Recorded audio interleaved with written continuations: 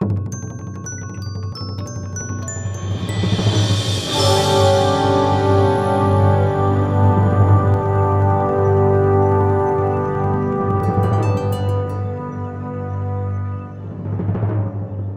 how do I define self-compassion then? I really don't see a difference between compassion for self and others. I define them the exact same way.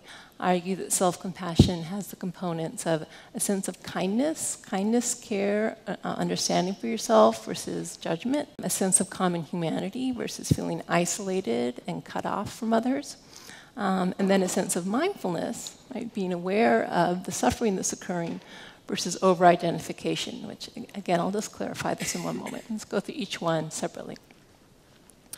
Okay, so self-kindness versus self-judgment.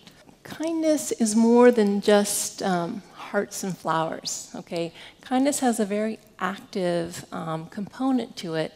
It means when you're kind to yourself, you really want to comfort yourself when you're suffering. You want to alleviate your suffering. You want to soothe yourself. Okay, it's a very active stance where I want to do whatever I can to help myself feel as good as possible in this moment. Okay. Common humanity, really framing one's own experience in light of the common human experience. It's very funny if I were to ask any of you, are you a human being? Are you a human being? Yes, of course. Is everyone else a human being? Yes, of course. Does everyone else suffer? Yes, of course. You would say that logically. But in the moment, when you just blew it at work, or you had someone reject you, or something really bad happens in your life, what happens non-rationally is that we get very egocentric. We feel like, why me? This somehow has happened to me. I'm the only one who's messed up.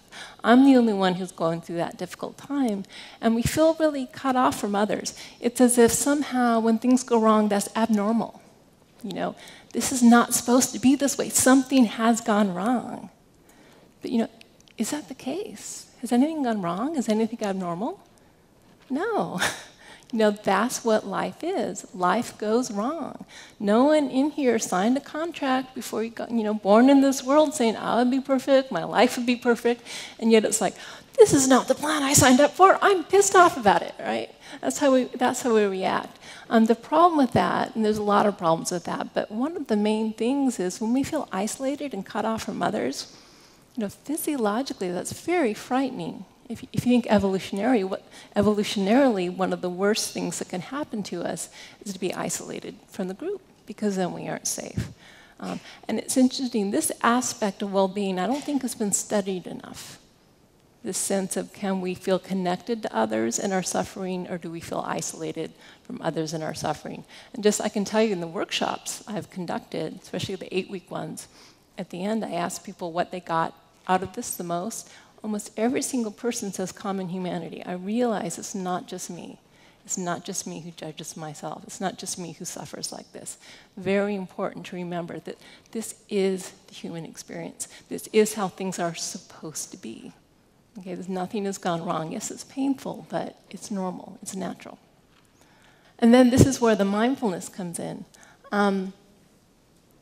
You have to be aware of your suffering in order to give it compassion. So mindfulness allows you not only to notice your suffering, but very important, and we'll talk about this more, to be with your suffering as it is. We don't like to be around suffering. If we could just get rid of pain, we'd do it. And we have lots of psychological mechanisms to avoid that, again, which I'll be talking about in a little bit. So self-compassion says, wow, pain is occurring. Can I turn toward that? Can I be with that? And you actually need to do that to be able to give yourself the caring and support you need. All right? Now, some people do say, come on, you have to notice your suffering. Isn't it like blindingly obvious I'm suffering? But it's often really not.